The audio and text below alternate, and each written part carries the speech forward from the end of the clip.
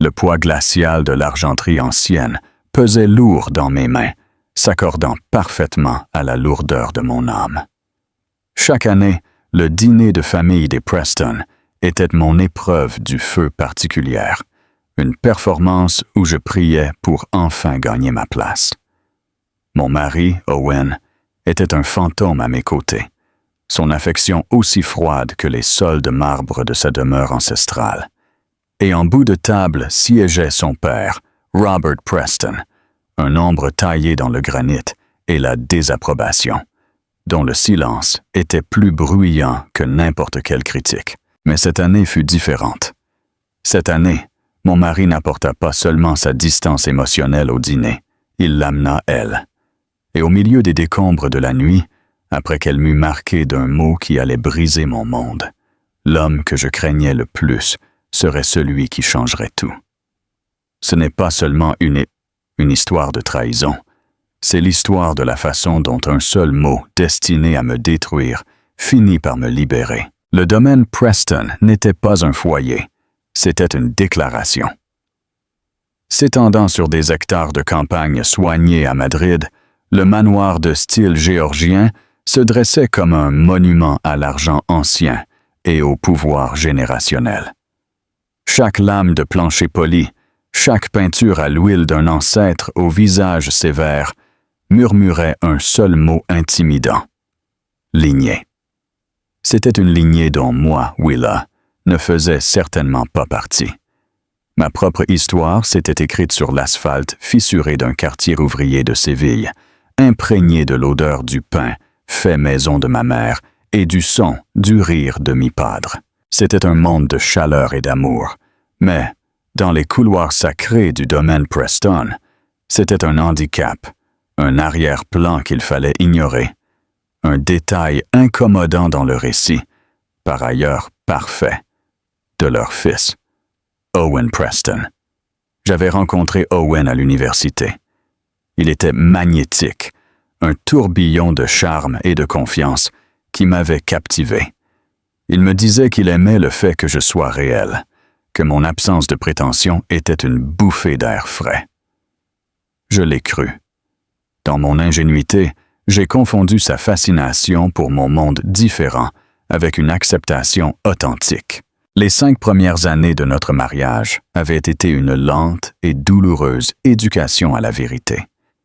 L'authenticité qu'il appréciait autrefois était devenue une source de honte privée pour lui. Mes goûts simples étaient peu raffinés. Mon manque de relation était un désavantage social. J'étais sa jolie épouse présentable, mais je n'étais pas et ne serais jamais une Preston. Le dîner annuel de la Fondation familiale Preston était le sommet de mon anxiété. Ce n'était pas une réunion familiale chaleureuse. C'était une réunion du conseil d'administration déguisée sous de la porcelaine fine et du lin empesé. L'invité d'honneur était toujours Robert Preston, le patriarche de la famille. C'était un homme qui communiquait par phrases tranchantes et regards d'évaluation. Il avait transformé la respectable firme d'investissement de son père en un empire mondial et dirigeait sa famille avec la même efficacité implacable. Son regard me faisait me sentir comme une ligne sur un bilan comptable qui avait constamment un rendement insuffisant. J'avais passé des années à essayer d'obtenir un seul sourire authentique de sa part, une once de l'approbation qu'il donnait si facilement à Owen. Elle ne vint jamais. La mère d'Owen, Catherine, était décédée il y a une décennie, mais sa présence était partout. Son portrait, royal et sévère, était accroché au-dessus de la grande cheminée. Les gens parlaient d'elle avec une révérence silencieuse. Elle était, selon tous les récits, l'épouse corporative parfaite, impeccable, stratégique et née dans la bonne famille. C'était le standard auquel on me mesurait et où on me trouvait perpétuellement déficiente. La sœur d'Owen, Sophie, était une version plus jeune et plus acérée de sa mère. Ses compliments étaient indirects, ses sourires minces. Oh, Willa, c'est une couleur courageuse pour toi, disait-elle, ses yeux scannant ma robe avec un regard qui la dépouillait de toute l'élégance que je pensais avoir. Cette année, l'effroi se faisait plus lourd. Owen était distant depuis des mois, une nouvelle sorte de froideur s'installant entre nous. Les nuits tardives au bureau devinrent plus fréquentes. L'arôme d'un parfum coûteux et inconnu s'accrochait à ses vestes. Quand j'essayais de lui parler, il me fermait la porte avec facilité.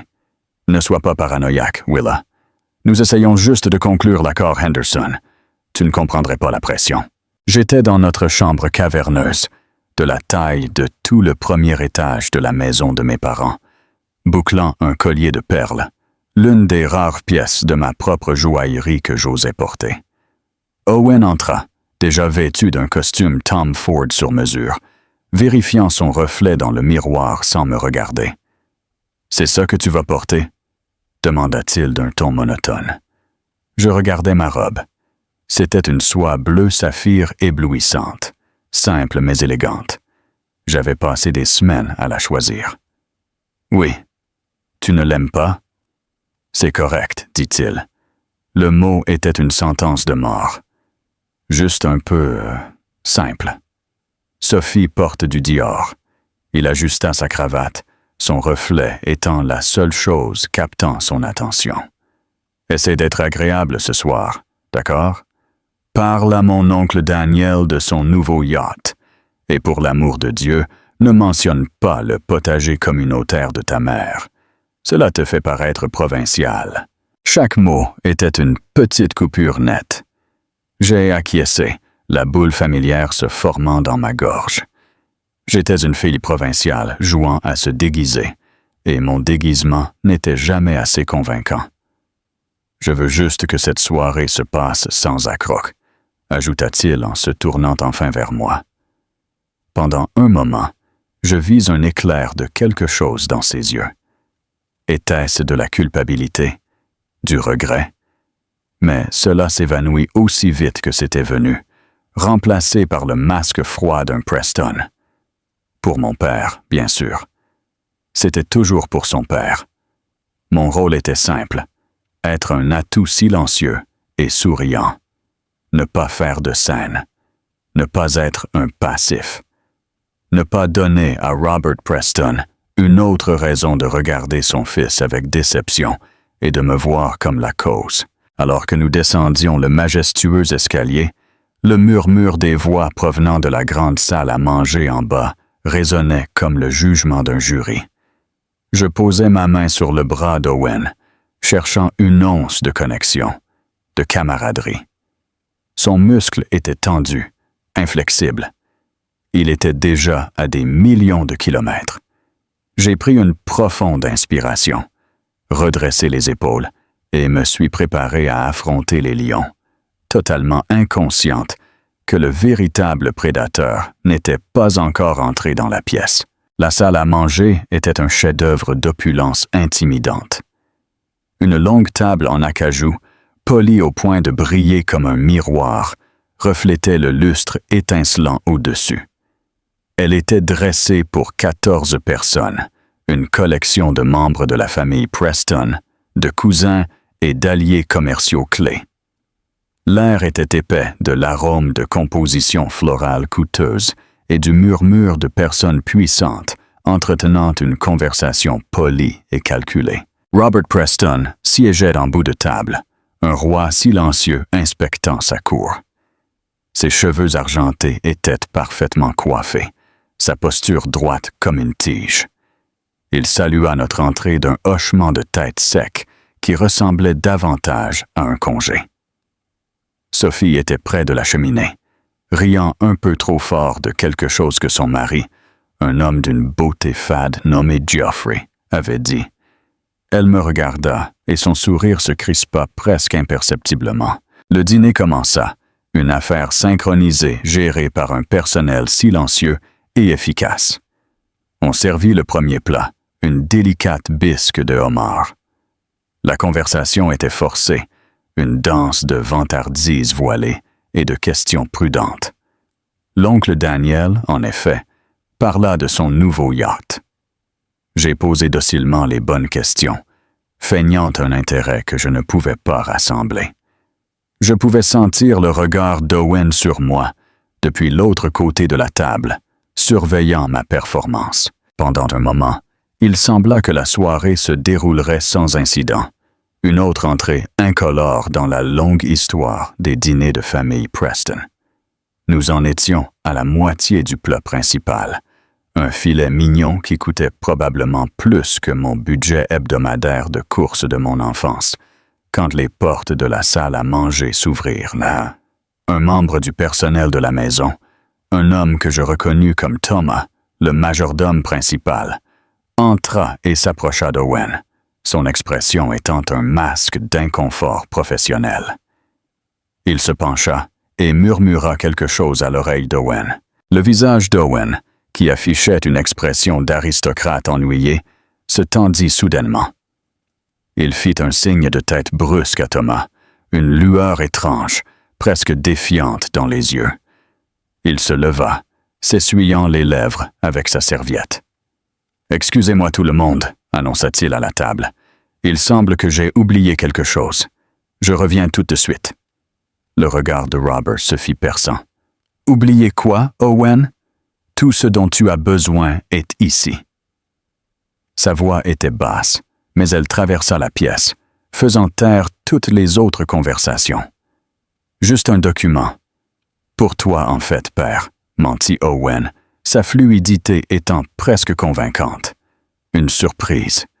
Je n'en ai pas pour longtemps. Il quitta la pièce, laissant derrière lui un silence confus et suspect. Je sentis un nœud d'anxiété se serrer dans mon estomac. Owen était un menteur terrible, et sa surprise ressemblait plus à une menace. Sophie me lança un regard interrogateur, un sourire moqueur, jouant sur ses lèvres comme pour dire « Qu'a-t-il encore fait, ton pathétique mari ?» 5 minutes s'étirèrent jusqu'à l'éternité. Le personnel commença à retirer les assiettes du plat principal dans un silence inconfortable.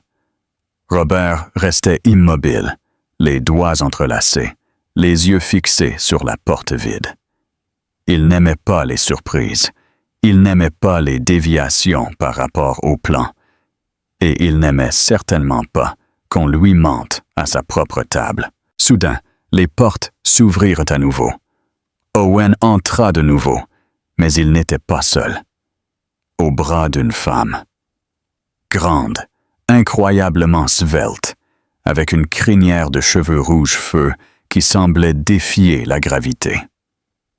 Elle était drapée dans une robe vert émeraude éblouissante, au décolleté audacieusement bas, une éclaboussure de couleurs vives et éclatante dans la pièce terne et conservatrice. Son maquillage était impeccable, son sourire acéré et prédateur. Elle se déplaçait non pas avec la déférence silencieuse d'une invitée, mais avec la confiance effrontée d'une conquérante. Un halètement collectif et silencieux sembla aspirer l'air de la pièce. Je la reconnus instantanément d'après un blog mondain que j'avais consulté des semaines auparavant. Gisèle Lavoie, propriétaire d'une galerie d'art réputée pour ses tactiques commerciales acérées et une ascension sociale encore plus tranchante. Et, comme le suggéraient les rumeurs silencieuses que j'avais si désespérément essayé d'ignorer, la dernière obsession d'Owen. Ma fourchette tomba sur mon assiette. Le son résonna comme un coup de feu dans le silence sépulcral. Mon sang se glaça. Ce n'était pas seulement une aventure, c'était une déclaration de guerre. Amener sa maîtresse au dîner annuel le plus sacré de sa famille, devant son père, devant moi, était un acte d'une telle cruauté et d'un tel manque de respect que je ne pouvais pas le traiter complètement. Owen, avec une expression de triomphe pétulant, la guida vers la chaise vide à ses côtés, celle qui était directement en face de moi. Il ne me regarda même pas. Il jouait pour un public d'une seule personne, son père. « Tout le monde, » dit Owen, la voix résonnant d'une fausse joie. « J'aimerais que vous rencontriez une amie très chère à moi, Gisèle Lavoie. Gisèle, voici ma famille. Les yeux de Gisèle, de la couleur du jade, parcoururent la table, s'arrêtant un moment sur Robert, avec une déférence pratiquée avant de se poser directement sur moi. Son sourire s'élargit, une démonstration calculée de pitié et de victoire. « C'est un honneur absolu de vous rencontrer enfin tous », dit sa voix, un murmure doux et rauque. « Owen m'a beaucoup parlé de vous. » Personne ne bougea. Personne ne parla. La mâchoire de Sophie était pendante de surprise. L'oncle Daniel semblait avoir avalé une arête de poisson. Tous les yeux passèrent d'Owen à la femme audacieuse à ses côtés, puis à moi, attendant l'inévitable explosion. Mais la réaction la plus terrifiante fut l'absence de réaction. Robert Preston ne bougea pas un muscle. Son visage était un masque de froide furie, ses yeux comme des morceaux de glace. Il regarda son fils, et dans ce regard, je vis une tempête couvre, une tempête de colère si profonde qu'elle rendit toute la magnifique pièce petite et fragile, comme si elle pouvait être brisée à tout moment. L'invitée indésirable était arrivée, et avec elle, elle avait apporté l'apocalypse. Le silence qui suivit la présentation de Gisèle était si absolu, si lourd, qu'il se sentait comme une présence physique dans la pièce. C'était un silence rempli de questions tacites, de récriminations, du pur choc sans mélange de toutes les personnes présentes. C'était le genre de silence qui précède un verdict. Owen, ivre de sa propre audace imprudente, semblait être le seul immunisé.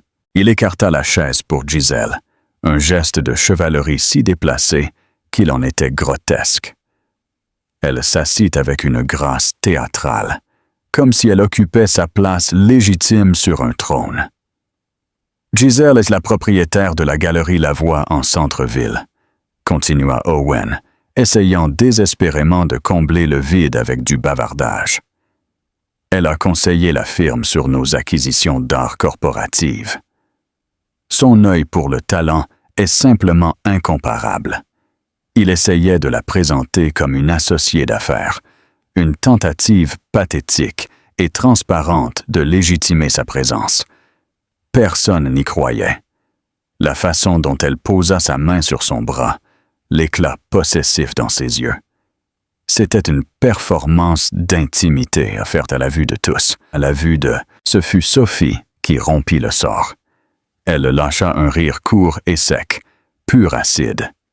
« Owen, as-tu complètement perdu la tête ?»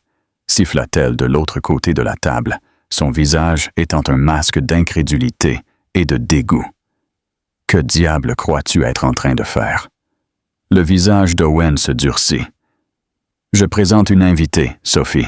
Essaye d'avoir des manières. »« Des manières ?» lui répondit-elle. « Tu amènes cette femme à la table de papa, avec ta femme assise juste là, et tu veux parler de manières ?» Gisèle, imperturbable, sourit simplement.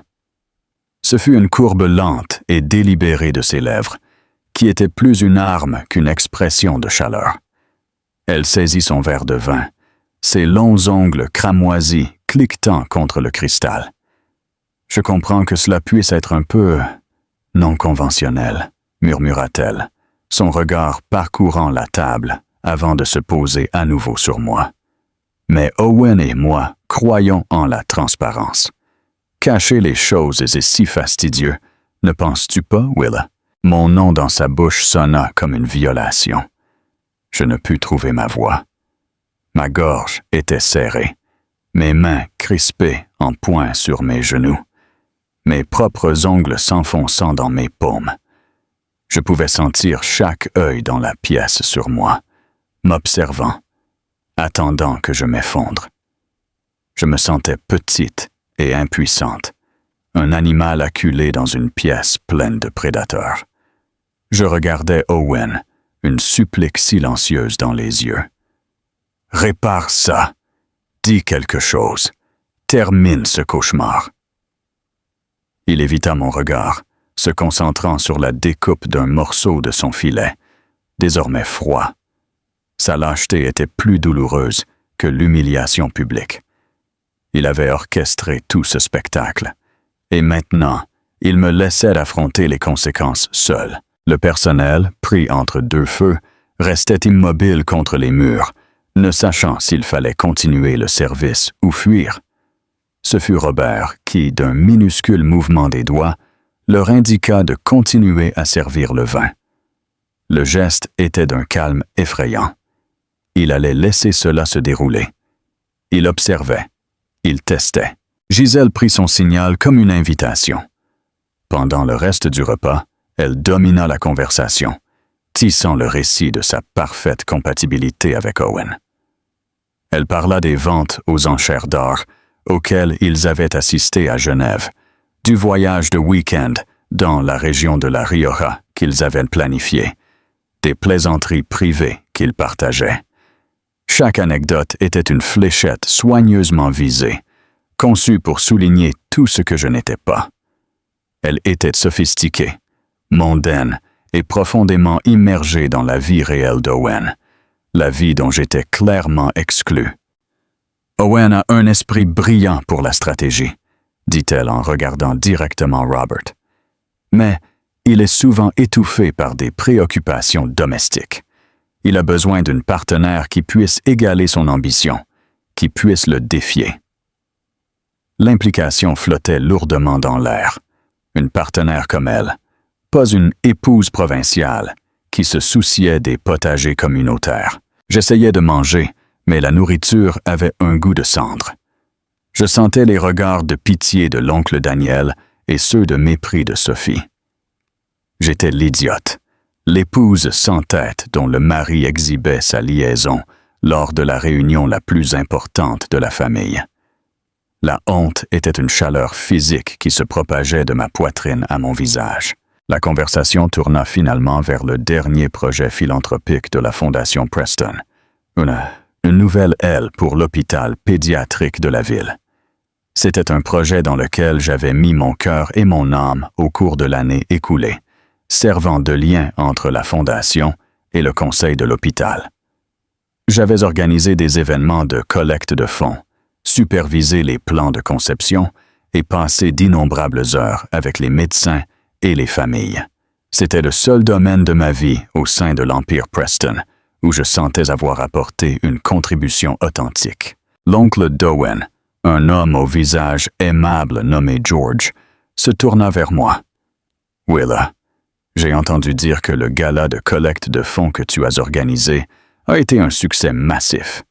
Il a battu tous les records précédents, n'est-ce pas? » Un éclair de fierté traversa mon brouillard de misère. « Cela s'est très bien passé, » dis-je, ma voix étant à peine un murmure. Nous avons été très chanceux avec la participation. Avant que je ne puisse en dire plus, Gisèle lâcha un rire délicat et cristallin. « Oh, comme c'est adorable, » dit-elle, son ton dégoulinant de condescendance. « Des galas de bienfaisance. C'est si important que les épouses aient un petit passe-temps pour rester occupées, n'est-ce pas? » Ma tête se releva brusquement. Ces mots, bien que prononcés avec un sourire, étaient un mépris direct et brutal envers mon travail, envers la seule chose qui me donnait un sentiment de but. Owen, voyant son opportunité de s'attirer les faveurs de Gisèle, intervint. « Gisèle a raison. C'est un joli petit projet. Mais c'est à peine le gagne-pain de la compagnie, ma chère. C'en était trop. Le barrage de mon sang-froid, déjà fracturé, finit par céder. L'humiliation, la trahison, la brûlure d'être totalement insignifiante aux yeux de mon propre mari et de sa maîtresse, tout s'unit en un point unique de colère rouge vif. Un petit passe-temps, dis-je, ma voix tremblante mais claire. J'ai passé un an à travailler sur ce petit projet. Il va fournir des soins médicaux vitaux à des enfants malades. Qu'as-tu apporté exactement, toi, Gisèle, à part être une experte en acquisition d'art. La gifle verbale atterrit. Le sourire de Gisèle vacilla pendant une fraction de seconde. Ses yeux brillèrent de venin. Owen me regarda, son expression menaçante. « Tu causes un scandale !» criait son regard.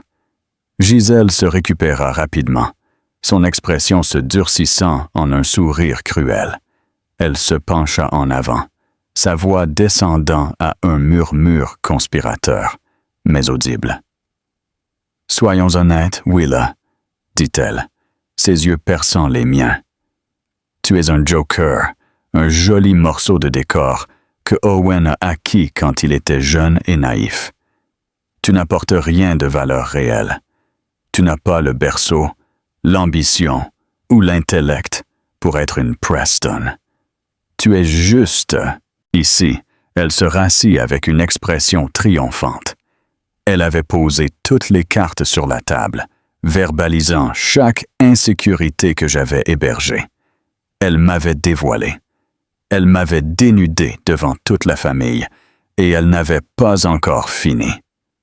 Le coup final et mortel était encore à venir. L'air dans la pièce crépita de tension. Les mots de Gisèle flottaient là, suspendus dans la lumière brillante du lustre, laides et indéniables. Elle avait articulé la vérité tacite de mon mariage, le jugement silencieux que j'avais ressenti pendant des années de la part du clan Preston. J'étais une étrangère, une décoration, un joker. Ma propre colère, qui avait éclaté si brièvement, s'éteignit sous une nouvelle vague de désespoir. Je regardais Owen, mon mari, l'homme qui avait promis de m'aimer et de me protéger. Il était assis là, le visage inexpressif, la mâchoire tendue. Il ne m'a pas défendu. Il ne l'a pas réfuté. Son silence était son consentement. Il était d'accord avec elle. Mes yeux se remplirent de larmes, brûlantes et cuisantes. Je refusais de les laisser tomber. Je ne lui donnerais pas la satisfaction de me voir effondré. Je levai le menton, affrontant son regard venimeux avec toute la force que je pouvais rassembler. « Tu n'as pas le droit, » dis-je, ma voix tremblante mais ferme. « Tu ne sais rien de moi, ni de mon mariage. » Gisèle rit, un son qui était à la fois musical et complètement dépourvu de chaleur. « Oh, je sais tout ce que j'ai besoin de savoir. Je sais qu'Owen vient à moi pour des conversations intellectuelles, pour la passion, pour une union des esprits. Il vient à moi quand il a besoin de se sentir comme un homme. Que lui offres-tu? Une maison ordonnée et un sourire insipide. » Elle se pencha plus près, sa voix descendant à un sifflement bas et vicieux qui sembla glisser sur la table. « Pourquoi te voudrait-il? Tu es une petite charité sans valeur qu'il a ramassée. Tu n'apportes rien à cette famille. Tu n'apportes rien à sa vie. Tu es et seras toujours complète et absolument inutile. Inutile. » Le mot me frappa avec la force d'un coup physique. Ce n'était pas seulement une insulte. C'était une marque. Il se grava dans mon âme, confirmant chaque peur, chaque doute, chaque murmure d'insuffisance que j'avais jamais eu sur moi-même. La pièce tourna devant mes yeux. Les visages autour de la table se floutèrent dans une galerie de juges silencieux. La satisfaction pétulante de Sophie. L'inconfort gêné de l'oncle Daniel. Et Owen. L'indifférence froide et impassible d'Owen. Et puis, il y avait Robert. Pendant tout cet échange insupportable, il était resté parfaitement immobile en bout de table. Il n'avait pas parlé. Il ne s'était pas mu. Il n'avait donné aucune indication de ses pensées. Il était une statue de jugement. Son visage, un masque inscrutable de granit. Tout le pouvoir, toute l'autorité résidait en lui. Son silence était le canevas sur lequel s'était peinte toute cette scène humiliante. Le seul mot, inutile, aspira tout le son restant de la pièce. Le cliquetis des assiettes lointaines dans la cuisine s'arrêta. Le doux ronronnement de la climatisation sembla s'évanouir. Il n'y avait que le bourdonnement dans mes oreilles et le martèlement de mon propre cœur brisé. C'était tout. La fin. Owen avait amené sa maîtresse pour m'annihiler publiquement, et elle avait réussi. Il n'y avait pas de retour en arrière. Mon mariage était fini. Ma vie dans cette cage dorée était finie. J'étais exposé, humilié et marqué. Lentement, délibérément. Robert Preston, en bout de table, posa son couteau et sa fourchette sur son assiette. Ils produisirent un petit cliquetis définitif contre la porcelaine. Le son, bien que discret, fut assourdissant. Toutes les têtes à la table, y compris la mienne, se tournèrent vers lui. Ses yeux, qui avaient observé la scène avec un froid détachement, s'enflammèrent maintenant d'un feu froid et bleu. Il ne regarda pas Gisèle. Il ne me regarda pas. Il fixa son regard directement sur son fils, son héritier, Owen. Il entrelaqua ses mains sur la table, sa posture inchangée, mais toute l'énergie de la pièce changea, fusionnant autour de lui. L'air devint pesant, chargé d'un pouvoir immense et terrible. Il n'était plus un spectateur. Le juge était sur le point de rendre sa sentence. Ses lèvres s'ouvrirent, et pendant un moment terrifiant, je fus sûr qu'il allait être d'accord avec elle. Je me préparais au coup final. Immortel. Celui qui viendrait de l'homme dont j'avais espéré l'approbation si infructueusement pendant près d'une décennie. Le patriarche était sur le point de parler, et je savais, avec une certitude déchirante, que ces mots détruiraient le peu qu'il restait de moi. La voix de Robert Preston, quand elle arriva enfin, ne fut pas forte. Elle n'avait pas besoin de l'être. C'était un baryton bas et résonnant, ponctué d'acier et imprégné d'une autorité absolue. Elle capta l'attention de tout le monde dans la pièce, faisant taire même les battements frénétiques de mon propre cœur. « Owen », commença-t-il, ses yeux toujours fixés sur son fils. « Regarde-moi. » Owen, qui regardait son assiette, leva lentement la tête. Son visage était pâle, sa pétulance précédente remplacée par un éclair de peur. Il avait parié, et il était sur le point de découvrir s'il avait gagné. « Pendant 10 ans, dit Robert, sa voix aussi froide et précise que le bistouri d'un chirurgien, je t'ai observé. Je t'ai donné tous les avantages, toutes les opportunités, les meilleures écoles, un poste dans la compagnie que tu n'as pas gagné, un fonds fiduciaire qui pourrait soutenir une petite nation. Je t'ai donné le nom de famille et j'ai observé comment tu as gaspillé chacun de ces cadeaux. » Il fit une pause, laissant le poids de ses mots s'installer. La pièce était si silencieuse que je pouvais entendre le faible tic-tac de l'horloge de parquet dans le couloir. « Tu confonds mon silence avec de l'approbation, » continua Robert, sa voix descendant encore d'un ton. « Tu crois que parce que je ne te réprimande pas publiquement, c'est parce que je suis satisfait. Permets-moi de corriger cette idée erronée dès maintenant. Je ne suis pas satisfait. Je suis profondément et intensément déçu. » Owen tressaillit comme s'il avait été frappé. « L'accord Henderson pour lequel tu continues à t'attribuer le mérite. » La lèvre de Robert se retroussa en une grimace. « Il a été sauvé par l'équipe juridique après que ton arrogance incompétente a failli couler toute la fusion. Les bénéfices trimestriels dont tu te vantais le mois dernier étaient le résultat des tendances du marché, pas de ta stratégie. Tu es un passager dans une entreprise que ton grand-père a bâtie et que j'ai étendue. Et tu as l'audace d'agir comme si c'était toi qui dirigeais le navire. Tu es un costume vide, Owen, un récipient creux et imbu de lui-même. avec le nom Preston estampillé à l'extérieur. L'éviscération publique et brutale fut stupéfiante. Sophie regardait son père, bouche bée. C'était un côté de lui que peu avaient vu. Il dépouillait Owen de sa fierté, pièce par pièce, devant toute sa famille. Ayant fini avec son fils, le regard glacé de Robert changea enfin.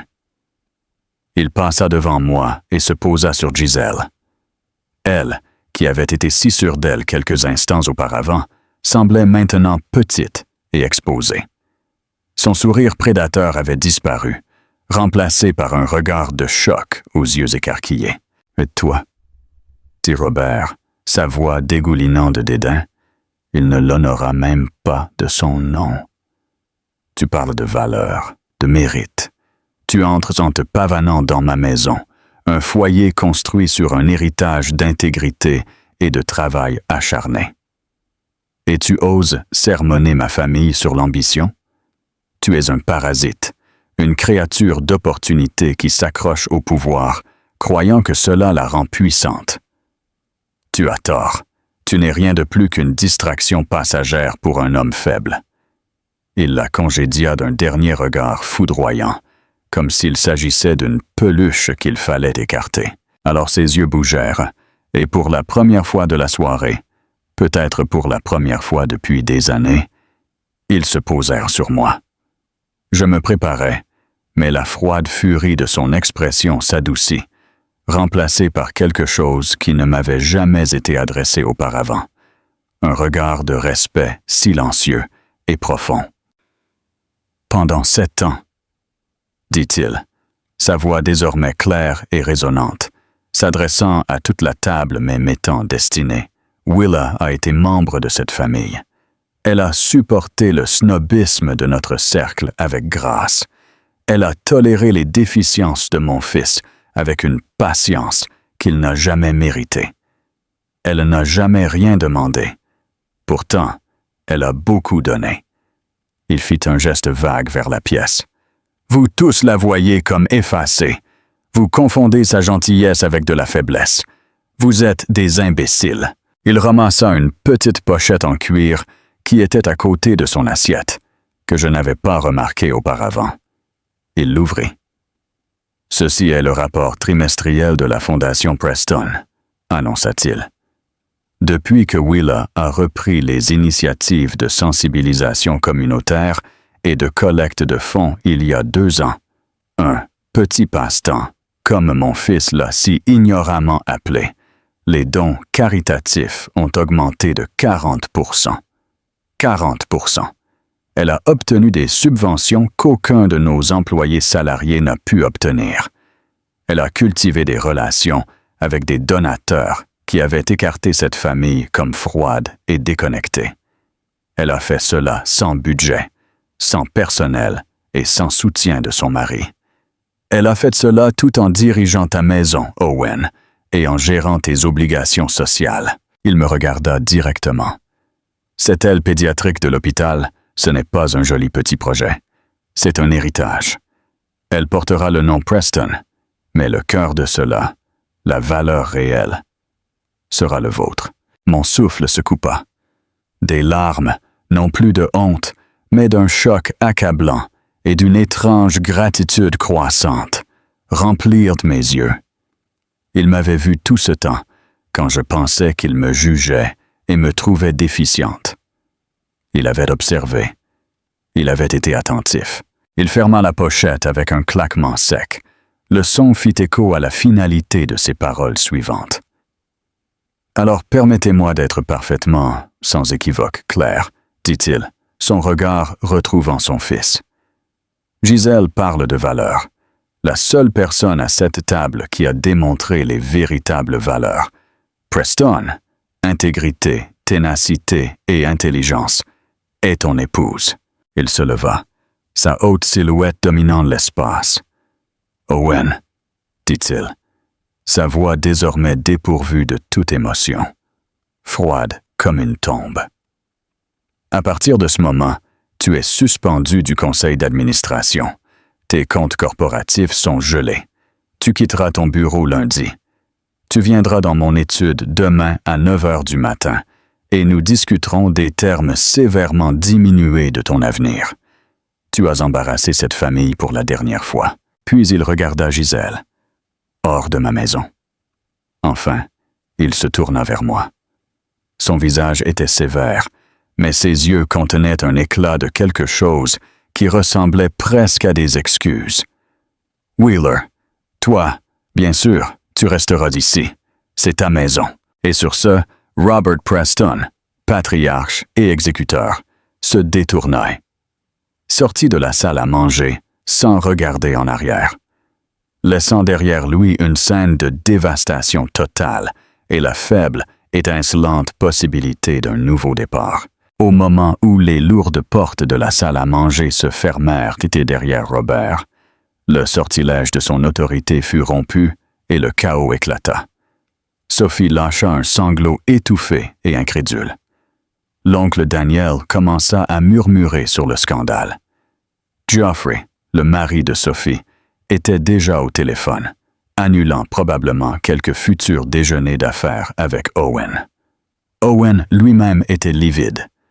Tout son corps tremblait d'un mélange de rage et d'humiliation. Il ressemblait à un roi qui venait d'être détrôné lors d'un coup d'État rapide et brutal. Gisèle, quant à elle, chancelait. Son masque de confiance prédatrice avait été arraché, révélant l'opportuniste calculatrice et l'effrayée qu'il y avait en dessous. « Owen, fais quelque chose !» siffla-t-elle en saisissant son bras. « Tu ne peux pas le laisser me parler comme ça, nous parler comme ça. » Owen sortit enfin de sa stupeur. Il arracha son bras de son emprise et se leva d'un bond, sa chaise grinçant contre le sol poli. Ses yeux sauvages et furieux trouvèrent les miens de l'autre côté de la table. « Toi !» cracha-t-il, sa voix étant un murmure venimeux. « C'est de ta faute. Tu as fait ça. Tu l'as mis contre moi. » C'était si absurde, si manifestement faux, qu'une bulle de rire hystérique faillit m'échapper. Moi, l'épouse impuissante, j'avais d'une manière ou d'une autre orchestré la chute publique de l'héritier présomptif, des mains de son redoutable père. L'accusation était un témoignage de sa propre incapacité pathétique à accepter ses responsabilités. « Je n'ai rien fait, Owen, » dis-je, ma voix étant étonnamment ferme. « Tu t'es fait ça à toi-même. »« Ramasse tes affaires, » lança-t-il à Gisèle, sans même la regarder. « On s'en va. » Il sortit furieux de la pièce, sans dire un mot de plus. Gisèle, le visage comme un masque de furie et d'ambition frustrée, me lança un dernier regard. Gisèle me lança un dernier regard empreint d'une haine pure, un venin qui n'avait plus aucun pouvoir sur moi, avant de s'élancer à la suite d'Owen, dans un sillage de parfums étouffants et de désespoir. Le silence qui s'installa ensuite dans la salle à manger n'était plus tendu, mais vide, comme si l'air lui-même avait été purifié par le départ de la tempête. Sophie et Daniel restèrent figés, évitant mon regard, soudain conscients que la hiérarchie de cette famille venait d'être irrévocablement renversée. Je restai assise un long moment, mes mains ne tremblant plus. Le mot « inutile » qui avait été lancé pour m'anéantir s'était transformé. Ce n'était plus une marque de honte, mais une clé qui venait d'ouvrir la porte de ma propre cage. Robert Preston ne m'avait pas seulement défendu, il m'avait rendu ma propre valeur, celle que j'avais enterrée sous des années de soumission et de doute. Je me levai lentement, ignorant les murmures qui commençaient à renaître autour de la table. Je n'allais pas attendre qu'Owen revienne pour ramasser les morceaux de notre mariage brisé. Il n'y avait plus rien à sauver, car il n'y avait jamais rien eu de solide. En marchant vers la sortie, je passais devant le portrait de Catherine Preston.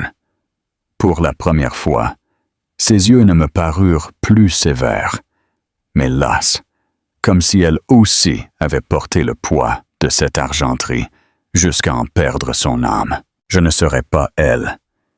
Je ne serais plus la décoration de personne. Le poids de l'argent s'était envolé, me laissant la légèreté nécessaire pour mon propre envol.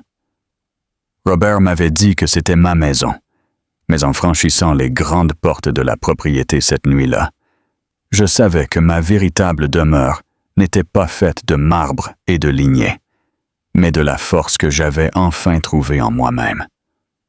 Le phénix n'avait plus besoin de cendres pour renaître. Il lui suffisait d'un mot pour comprendre qu'il était déjà libre.